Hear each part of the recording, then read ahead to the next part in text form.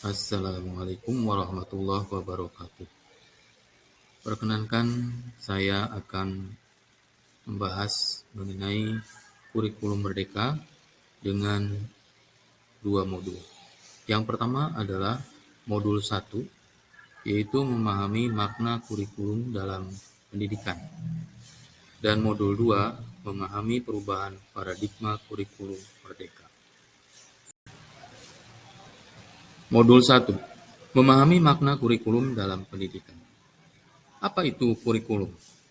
Berdasarkan Permendikbud nomor 719 tahun 2020, kurikulum adalah seperangkat rencana dan pengaturan mengenai tujuan, isi dan bahan pelajaran serta cara yang digunakan sebagai pedoman penyelenggaraan kegiatan pembelajaran untuk mencapai tujuan pendidikan. Setelah kita memahami pengertian daripada kurikulum, maka apa peran dan fungsi kurikulum? Fungsi kurikulum bagi guru adalah untuk memandu dalam proses belajar murid. Optimalisasi peran dan fungsi kurikulum yang pertama adalah mewariskan nilai dan budaya masyarakat yang relevan dengan masa kini.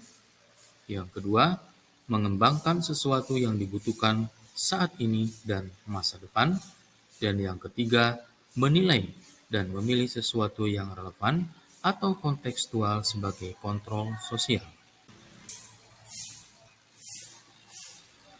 Dalam perkembangan ilmu pengetahuan yang semakin kompleks, maka kurikulum itu kompleks dan multidimensi.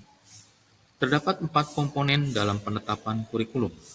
Yang pertama adalah tujuan, kedua adalah konten, ketiga metode atau cara, dan yang keempat adalah evaluasi.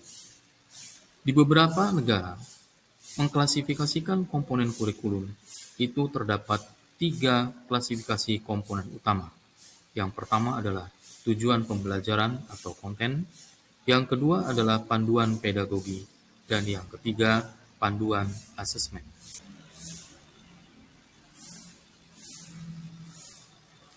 Sesuai dengan topik aksi nyata berjudul mengapa kurikulum perlu berubah, maka di sini saya jabarkan bahwa kurikulum harus selalu berubah sesuai dengan perkembangan zaman.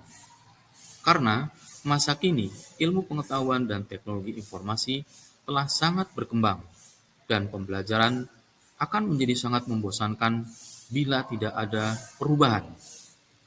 Kurikulum yang baik adalah kurikulum yang sesuai dengan zamannya yang bersifat dinamis, yaitu terus dikembangkan dan dapat disesuaikan dengan konteks karakteristik siswa demi membangun kompetensi yang sesuai dengan kebutuhan mereka pada masa kini dan masa.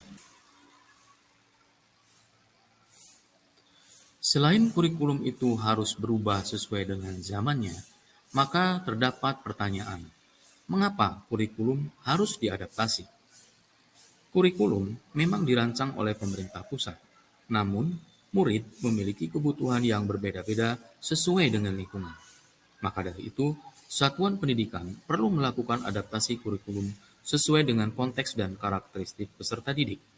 Kurikulum operasional untuk murid tidak hanya dipengaruhi oleh faktor geografi saja, tetapi juga oleh faktor budaya dan sosial. Modul 2, memahami perubahan paradigma kurikulum merdeka.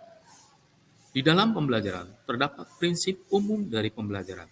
Yang pertama, mempertimbangkan kebutuhan capaian pembelajaran murid pada saat ini. Yang kedua, membangun kapasitas belajar murid menjadi pembelajar yang sepanjang hayat. Ketiga, mendukung perkembangan kognitif dan karakter murid. Yang keempat, menyesuaikan konteks kehidupan murid. Dan yang kelima, mengarah pada masa depan yang berkelanjutan.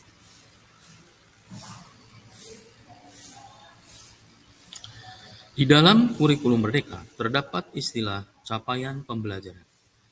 Yang dimaksud dengan capaian pembelajaran merupakan kompetensi dan karakter yang ingin dicapai setelah menyelesaikan pembelajaran dalam kurun waktu yang tertentu. Capaian pembelajaran memuat dua hal yang utama.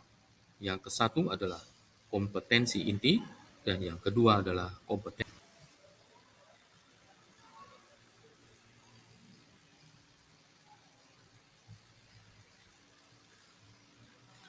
Belajar merupakan proses membangun pengetahuan baru dan dilakukan sendiri oleh murid. Pengetahuan baru ini dibangun dari kemampuan awal, pengalaman belajar, dan interaksi sosial yang dimiliki murid, salah satunya melalui 6 langkah pembelajaran inquiry. Langkah-langkah pembelajaran inquiry dimulai dari rasa ingin tahu, yang kemudian dilanjutkan dengan mencari tahu, serta dapat memilah-milah mana materi-materi yang kemudian esensial.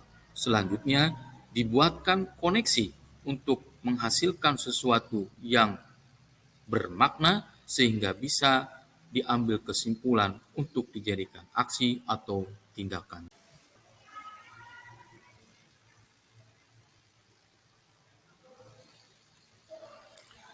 Kompetensi, capaian pembelajaran, dan profil pelajar Pancasila. Profil pelajar Pancasila merupakan sejumlah karakter dan kompetensi yang diharapkan untuk diraih oleh murid yang didasarkan pada nilai-nilai luhur Pancasila, yaitu yang pertama adalah bertakwa kepada Tuhan Yang Maha Esa dan berakhlak mulia. Yang kedua, berkebinekaan global. Yang ketiga, bergotong royong.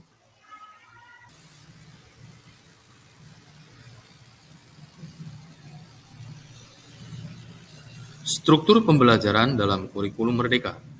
Struktur pembelajaran pada kurikulum Merdeka didesain dengan prinsip pendidikan yang berpusat pada murid.